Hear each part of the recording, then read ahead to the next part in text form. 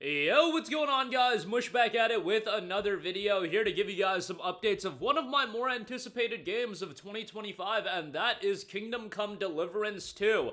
Surprisingly, we had the release date of the game actually move. Very rarely does that happen, but in fact, two games that are coming out in the month of February actually have had that happen, now with Kingdom Come Deliverance 2, and prior to that, we had Pirate Yakuza in Hawaii also get its release date moved up. On top of that, we do have the system requirements, which I feel like are totally serviceable, and more than anything, the system requirements were released without upscaling being necessary. Yes, they clarified that in a tweet. Love to see it, because I feel like gaming today, PC gaming, we're getting into this murky territory where system requirements are being released with upscaling being baked into the system requirements, which is a huge issue, especially when you have instances of frame gen being baked into system requirements, because frame gen is still pretty sloppy tech. It's pretty incredible tech if we can get it to a level that's a bit better, but at this point, I still find it to be pretty sloppy. I used frame gen while playing Spider-Man Miles Morales not too long ago, and man, my experience with that was not ideal. And frame gen is just something that still has its issues, but thankfully, no frame gen, no DLSS, no FSR, all of that will be available to you and will improve performance, but they're not baked into the system requirements, which is great. We'll go over some other details about the game, but before we get into any of that, our friends over at Green Man Gaming do have the game discounted. If you're an XP member, 15% off for $51. You can use the code DEC15, that's DEC15, that's for December 15. Save 15% off even if you're not an XP member. They've got the Gold Edition on sale, 15% off as well. And it's a $60 game, not a $70 game on PC. The Gold Edition is $80. 15% off will knock it down to $68. You'll get a Steam key. You won't pay tax either, by the way, so you're saving even more. And just a fantastic pickup. But let's quickly go through the system requirements. They have 6 tiers of system requirements, which again, love to see that. And love to see 6 tiers of system requirements 2 months prior to the release of the game. How many times have we been getting system requirements like week of release, week before release? Indiana Jones just had its system requirements, and that game is getting received really, really well, but that game's system requirements, the full breakdown, dropped like a week prior to the release. Like, come on now. I'm not saying you gotta be KCD and drop it 2 months in advance, but certainly it is appreciated. So let's break it down. Minimum, this is at low settings, 1080p, 30 frames per second. An Intel Core i5 8400 or a Ryzen 5 2600 is noted. 16 gigs of RAM, an NVIDIA GeForce GTX 1060, or an AMD Radeon RX 580. So very, very low end. Like, if you want to play this game at 1080-30 and you have an older PC, you will be able to do that. No, how many people are trying to play at low settings 1080-30? Probably not a lot, but the option will be available. Recommended, this is for 1080p medium settings at 60 frames per second. You're looking at an i5 13600K or a Ryzen 5 7600X. 24 gigabytes of RAM noted for recommended. I think that is one of the very first times that a major game has just recommended more than 16 gigabytes for one of its lesser tiers. Yes, you will see often in the, I would say, upper half of the tiers that you would get 32 gigabytes or 24 gigabytes recommended. Here, you're talking about the second tier recommending 24 gigabytes. So, for those of you rocking 16 gigabytes, which I know is a lot of you, something to certainly consider there. RTX 3060 or an RX 6600 XT is noted for medium at 1080p. Now they have recommended medium at 1440p. You're looking at an i5 13600K, Ryzen 5 7600X, 24 gigs of RAM, and the only difference is 3060 Ti and a 6700 XT. Then we're moving on from recommended at 1080p to high settings. So this is 1080p but high settings. This is 1080p at 30 frames per second. Let me reiterate that, 30 frames per second. i5 12600K, Ryzen 7 5800X, 32 gigs of RAM.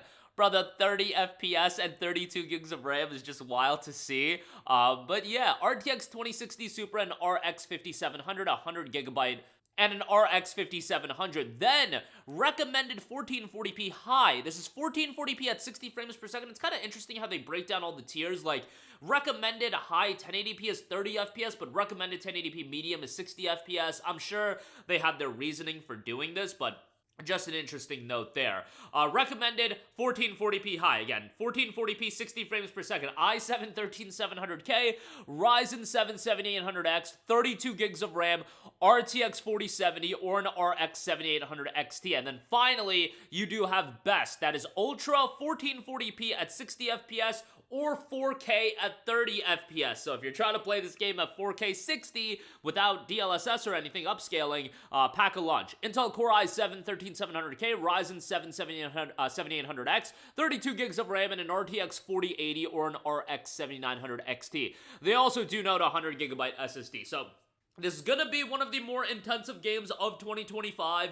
I do appreciate them not baking in DLSS, frame gen, or any of that into the system requirements. Like I've said in previous videos, we are getting into murky territory where instead of DLSS, frame gen, and these AI enhancements being used as just that, an enhancement, a supplement to the experience, it is now seemingly being used as a crutch by a lot of developers, and that's where we're getting into really murky territory where AI enhancements are becoming a crutch rather than a supplement and enhancement to fundamentally a well-optimized game. So at the very least, them offering these requirements without all of that baked into it, I do appreciate. But this is going to be a beefy game to run, so just keep that in mind. It's going to be a game that you will be able to play at low settings with lower-end hardware for sure. GTX 1060, RX 580, but if you're looking to push it even at high settings, not maxed out at ultra, but high settings, that's when things get real murky, and then you up it to 1440p.